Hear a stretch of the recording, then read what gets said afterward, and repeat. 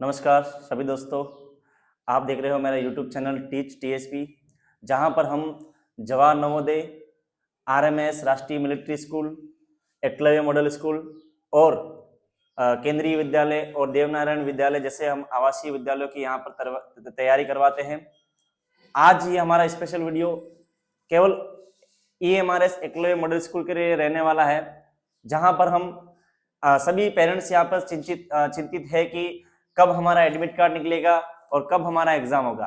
Actually exam की जो date थी वो ऑफिशियल साइट पर आपको डिक्लेयर कर दी गई थी, जिसकी आज तारीख 14 हो चुकी है और कल 15 तारीख रविवार के दिन सभी जिन विद्यालयों को आपने चयन किया है उसके अंदर उन्हीं विद्यालयों के अंदर आपका एग्जाम सेंटर रहने वाला है। जिन्होंने जिस विद्यालय को प्रथम चॉइस में भरा है वही आपका एग्जाम सेंटर रहने वाला है। अब एग्जाम सेंटर में आपको क्या कुछ ले जाना है और क्या कुछ नहीं ले जाना है और क्या क्या आपकी तैयारी रहेगी कल मॉर्निंग को लेकर, इसके बारे में हमारे विनोद जी सर आपसे डिस्कस करेंगे। हाँ, बहुत ही अच्छा। हमारे साथी श्री शांतिलाल जी कटारा ने बहुत अच्छा आपको निर्देश दिया। तो हम विगत 6 से 7 महीनों से आपको तैयारियां करवा रहे हैं, जैसे कि वीर एकलव्य, ईएमआरएस और नवोदय जैसी कंपटीशन एग्ज़ाम के लिए आप यहाँ अध्ययनरत थे। उसमें कुछ एक विद्यार्थी यहाँ बैठे हैं, उन्होंने नवोदय का भी एग्ज़ाम दिया। उसके बाद कुछ एक विद्यार्थियों ने मिलिट्री का भी आवेदन किया था। और आज जैसे कि ईएमआरएस का भी हमारा एग्ज़ाम है, आज हमारे पास 14 तारीख हो चुकी है और कल 15 फरवरी को हमारा जो एग्ज़ाम है। और जिस तरह से आपने आवेदन किया था, बेटा यहाँ ध्यान दो आप, जिस तरह से आपने आवेदन किया था उसके अंदर जो फर्स्ट चॉइस थी आपकी, आवेदन करते समय आपके 2 विद्यालय आपने भरे होंगे, उसमें जो पहला ऑप्शन किया था आपने, पहली जो स्कूल चॉइस की थी उसी स्कूल के अंदर आपका क्या होगा, प्रवेश परीक्षा होगी कल। तो प्रवेश परीक्षा के अंदर आपको जब एग्जाम हॉल के अंदर आप बैठोगे उस समय आपको क्या क्या दस्तावेज साथ में लेके जाने हैं उसकी संपूर्ण जानकारी मैं बताऊंगा। तो यहाँ पर मैंने पहले से लिख दिया है कि ईएमआरएस के लिए आपको क्या क्या दस्तावेज ले जाने हैं। आपका पहले तो समय क्या होगा, जैसे कि हमारा पेपर जो होगा उससे पूर्व 1 घंटे पहले हमें उस एग्जाम सेंटर पर पहुंच जाना है। कितने घंटे पहले? 1 घंटे पहले। उस समय जैसे कि हमारा समय है 11 बजे का, 12 बजे आपका पेपर चालू होगा, 11 बजे आपको उस सेंटर पर पहुंच जाना है। उसमें से पहला होगा हमारे जो आधार कार्ड है, सबके पास आधार कार्ड होंगे, आधार कार्ड आपको साथ में लेके जाना है। और उसके बाद जो आवेदन किया आपने, आपके पास एक एप्लीकेशन होगा, एप्लीकेशन फॉर्म, आवेदन पत्र आपको साथ में लेके जाना है। और उसके बाद नीला बॉल पेन, पेन 2 ले जाना, क्योंकि एक पेन बंद भी हो सकता है, इसलिए 2 पेन आपको साथ में लेके जाना ही जाना है। राजकुमार याद देखना, क्या नाम है आपका, लिखना कुछ भी नहीं हाथ के ऊपर। उसके बाद 4 फोटो, कितने फोटो लेके जाने हैं आपको? 4 फोटो। और उसके बाद आपका जो बॉक्स है, बॉक्स सारा लेके जाना है। अब जैसे एग्जाम हॉल के अंदर बैठोगे, आपके आसपास सारी चीजें देख लेनी है कि हम जहां बैठे हैं वहां आसपास में कोई कागज तो नहीं है, विशेष करके। उसके बाद आपके पास अगर पेन अगर चेंज करते हो तो पेन आपको चेंज भी नहीं करना। क्यों चेंज करोगे? ओएमआर शीट है कि ओएमआर शीट को फिलअप करना, विशेष करके, क्योंकि जो जहां विक्षक होंगे आपके रूम के अंदर, उन विक्षकों से आप 1 से 2 बार, 2 नहीं 3 बार, 3 से 4 बार आप पूछ सकते हो सर इस कॉलम के अंदर क्या भरना और इस कॉलम के अंदर क्या भरना। एक एक चीज आपको बता देंगे वहां। और उसके बाद हमने आपको सिखाई दिया है कि ओएमआर शीट कैसे भरी जाती है।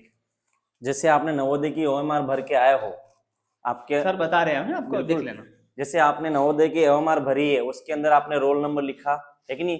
एग्जाम सेंटर अगर दिया है तो एग्जाम सेंटर के कॉलम में आपने एग्जाम सेंटर लिखा और आपके रोल नंबर भरने के बाद में आपके जो अंक है, जैसे 9 1 है तो आपके जो रो होगी, पंक्ति कॉलम जो होगा उसके अंदर 9 है, उसके ऊपर गोला भरना है। आई बात समझ में?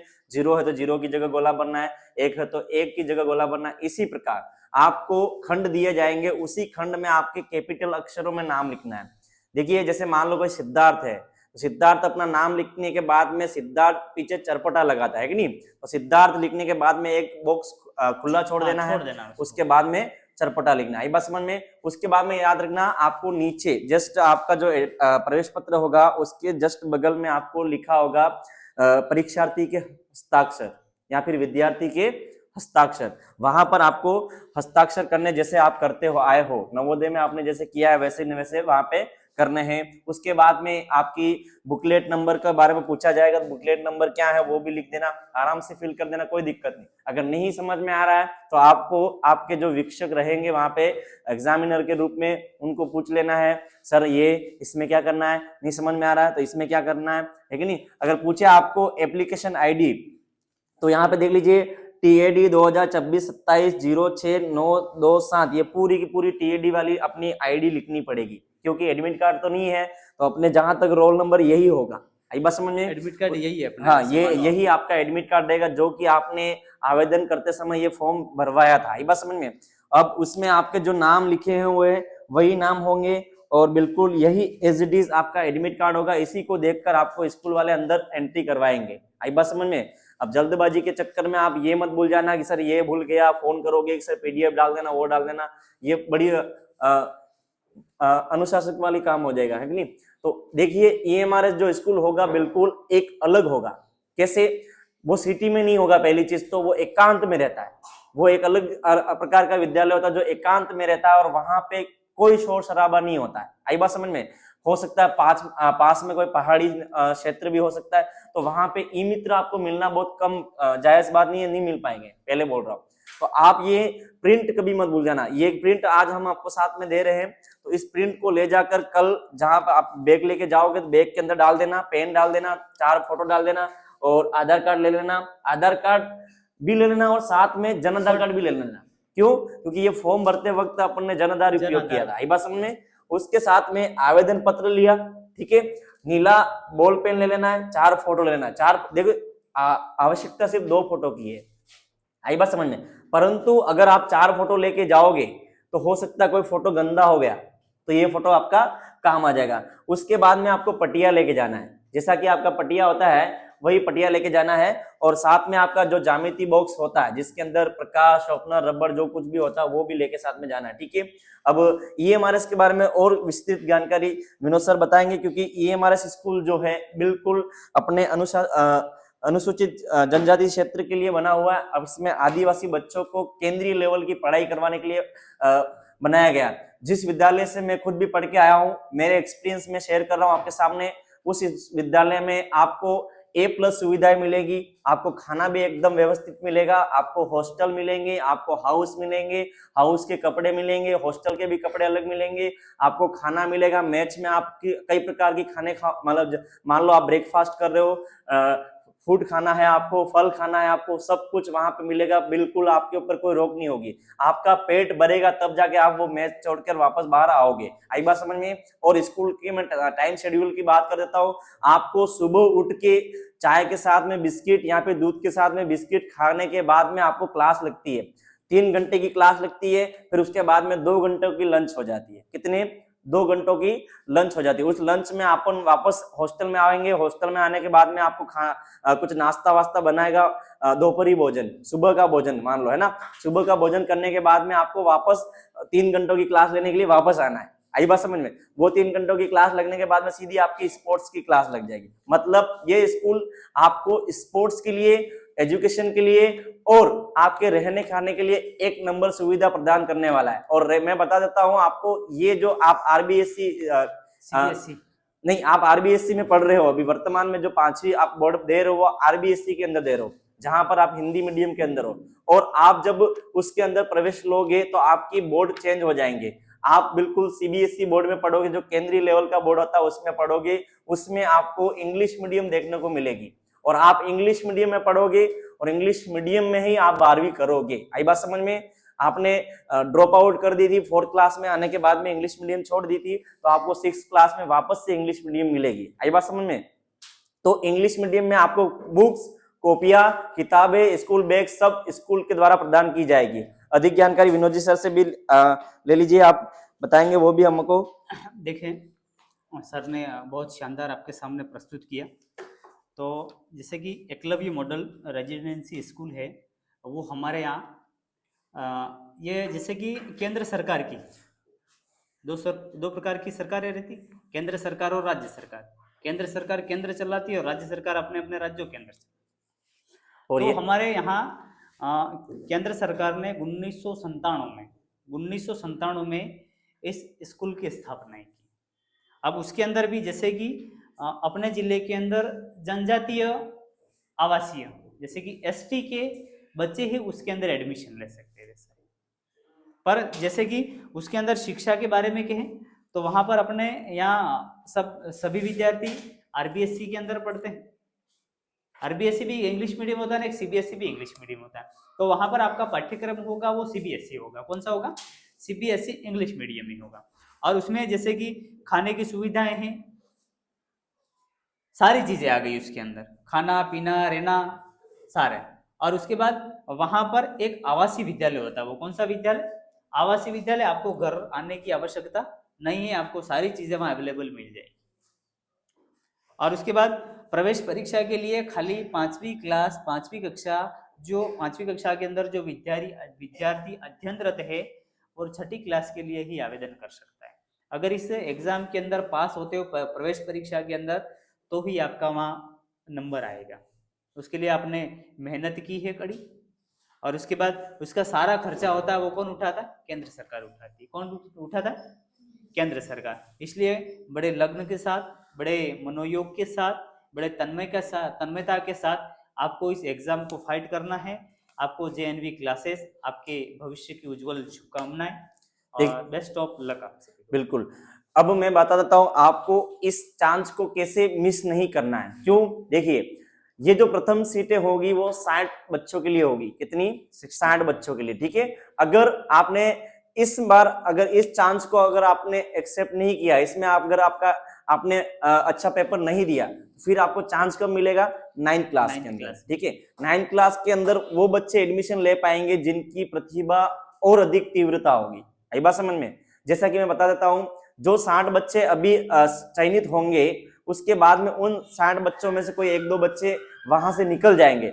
उन सीटों को वापस भरने के लिए 9th क्लास में एडमिशन होगा। आई बात समझ में? तो चांस बहुत कम ही होने वाला है। इसीलिए कह रहा हूं आज का दिन आपके लिए लास्ट है। अच्छे से मेहनत कीजिएगा, बहुत ही अच्छा पेपर आएगा। नवोदय से तो आपका बिल्कुल थोड़ा सरल ही आएगा, बहुत सरल पेपर। नवोदय जैसा पेपर नहीं आएगा। पेपर पैटर्न बिल्कुल वही होगा, गणित बिल्कुल सिंपल आएगी और पैटर्न भी बहुत सिंपल आएगी और आपकी हिंदी भी बिल्कुल सिंपल आएगी। और आपको जीके क्वेश्चन तो मैंने आपको ये प्रोवाइड करवा दी, ये पीडीएफ। इसी में से आपके जीके क्वेश्चन आएंगे जिसमें बांसवाड़ा को लेकर पूछा जाएगा और बांसवाड़ा की सांस्कृतिक और बांसवाड़ा की जो जनजाति जिनके त्योहार, भाषा, उनके बारे में पूछा जाएगा।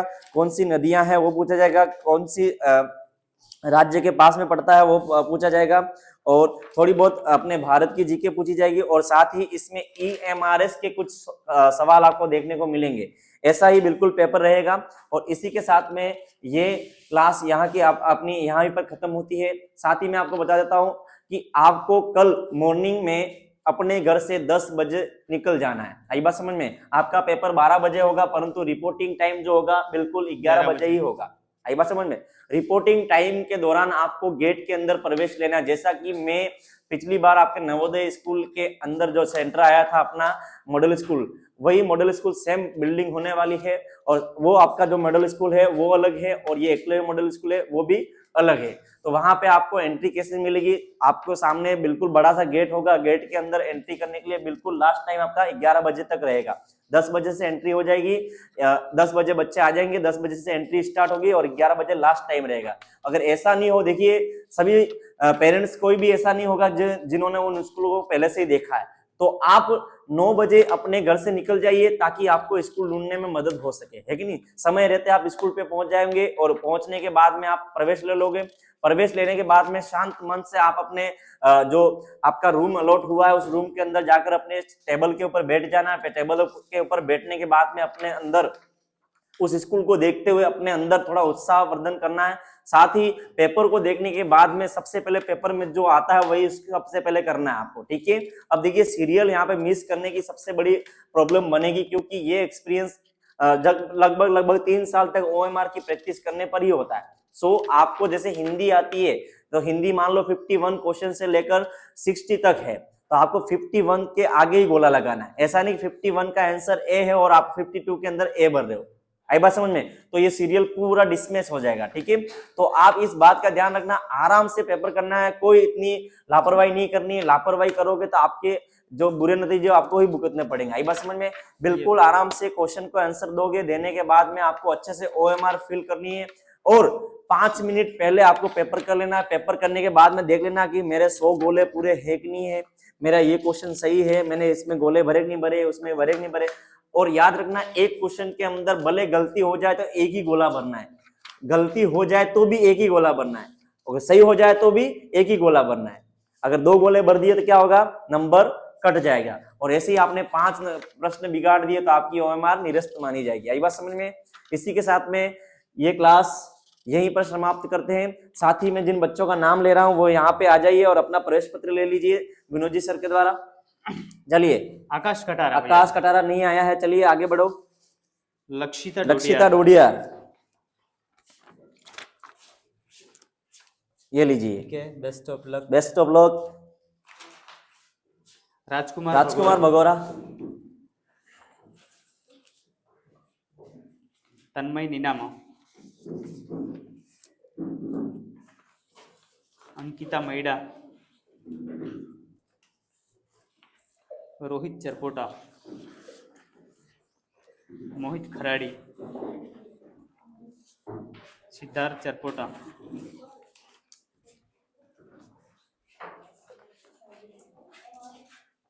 चलिए इसी के साथ में देखिए बैठ जाइए। हाँ, वीडियो के लास्ट में मैं आपको बता देता हूं, इस क्लासेस के फ्री होने के बाद में EMRS class, EMRS and JNV classes जो कि 2026 में इसका एग्जाम होने वाला है, उसको लेकर क्या हमारी प्रतिक्रिया रहेगी और किस प्रकार से यहाँ पे आपको एडमिशन लेना है, इसके बारे में विनोद जी सर बताएंगे। बड़ी यहाँ पे एडमिशन के लिए मैं बता देता हूँ, यहाँ पे ऑलरेडी 17 न्यू एडमिशन हो चुके हैं। जो 17 बच्चे हैं यहाँ पे तैयारी के लिए बेसिक पढ़ चुके हैं। तो आने वाले कुछ दिनों के अंदर हम बुक स्टार्ट करने वाले हैं, तो उसके लिए क्या है अपने प्रवेश का क्राइटेरिया, उसके बारे में विनोद सर बताएंगे। देखिए, जैसे कि हमने प्रवेश परीक्षा हेतु कोचिंग चालू किया है JNV क्लासेस सेना वैसा करके, तो उसमें पहले हमने क्या किया था कि फर्स्ट बैच सेकेंड बैच के अंदर फर्स्ट बैच और सेकेंड बैच चला दिया। तो थर्ड बैच के लिए हम क्या करेंगे, जैसे कि एक प्रवेश परीक्षा होगी, प्रवेश परीक्षा के अंदर 100 क्वेश्चन माने 100 क्वेश्चन होंगे। अब 100 में से मेरिट के आधार पे आपको प्रवेश परीक्षा होगी। प्रवेश परीक्षा के अंदर आपके मेंटल एबिलिटी, मैथ्स, जीके और हिंदी के क्वेश्चन होंगे। अब इतने क्वेश्चन होंगे आपके उस पेपर के अंदर, आपकी प्रवेश परीक्षा होगी। उस प्रवेश परीक्षा के अंदर अगर कोई विद्यार्थी पास होता है तो ही हम JNV क्लासेस के अंदर उसको एडमिशन देंगे, अन्यथा नहीं। इस बात का विशेष ध्यान रखें आप, है ना, क्योंकि हमारे पास एडमिशन काफ़ी आ चुके हैं। अब ज़्यादा हम सीमित सीटें करेंगे कि हमारे पास खाली 30 बच्चे हैं तो 30 बच्चों की ही आवश्यकता है। उससे अगर 30 से 31वां बच्चा होगा तो भी हम नहीं लेंगे। इसलिए ये अब सूचना है, आपके आसपास अगर कोई भी विद्यार्थी उसको पहुंचा देना, और आप में से कई विद्यार्थी देंगे इस परीक्षा को, इसलिए ध्यान रखें इस बातों को। देखिए सीटों की बात की, यहाँ पे देखिए सीटें, देखिए उस पेपर के अंदर हम जो चीज पूछने वाले हैं ये उस बालक की कक्षा तीसरी के स्तर तक पेपर रहने वाला है। और यहाँ पे क्लास 3rd के बच्चे और क्लास 4th के और क्लास 5th के बच्चे यहाँ पे एडमिशन ले सकते हैं। और मैं बताता हूँ RMS का जो सिलेबस होता है, RMS के जो सिलेबस यानी राष्ट्रीय मिलिट्री स्कूल, जो भी गवर्नमेंट के द्वारा देन होती है, और अपने राजस्थान के अंदर 2 गवर्नमेंट स्कूल है RMS, राष्ट्रीय मिलिट्री स्कूल। पहला अजमेर के अंदर है और दूसरा जोधपुर के अंदर है। तो यहाँ पे मैं बता देता हूँ, उस पेपर को टफ, इतना टफ होता है, उतनी लैंग्वेज उसके अंदर तगड़ी होती है। अगर बच्चा 3 साल से तैयारी करेगा तभी जाके उसके अंदर एडमिशन ले पाएगा। और नवोदय का जो पेपर होता है वो भी इतना घुमावदार है जैसे रीट लेवल का पेपर है। मैं पहले बता रहा हूँ, सभी अभिभावक इस बात को ध्यान दीजिए, जो रीट का पेपर है सेम लैंग्वेज सेम पैटर्न, उसी के आधार पर यहाँ पर आपका ये JNV का पेपर होने वाला है। सो बच्चे को जितनी अधिक तैयारी करवाओगे उतना अधिक चांस बनेगा। मैं तो यही कहूंगा, अगर आप एडमिशन लेना चाहते हो तो जल्दी से यहाँ पे दिए गए नंबर जो JNV क्लासेस करके आप गूगल पे भी सर्च करोगे मिल जाएगा, JNV क्लासेस सेनावासा करके आपको वहां पे कॉन्टेक्ट नंबर मिल जाएंगे, एडमिशन फॉर्म भी वहीं पे मिल जाएगा। सीधा आप यहाँ पे इंक्लूड भी हो सकते हो और होने के बाद में यहाँ पे ऑफलाइन बैचों के अंदर क्लासेस ले सकते हो। और आने वाले समय के अंदर हमारे ये जो क्लासें होगी ऑनलाइन प्लेटफॉर्म में भी आपको मिल जाएगी। धन्यवाद।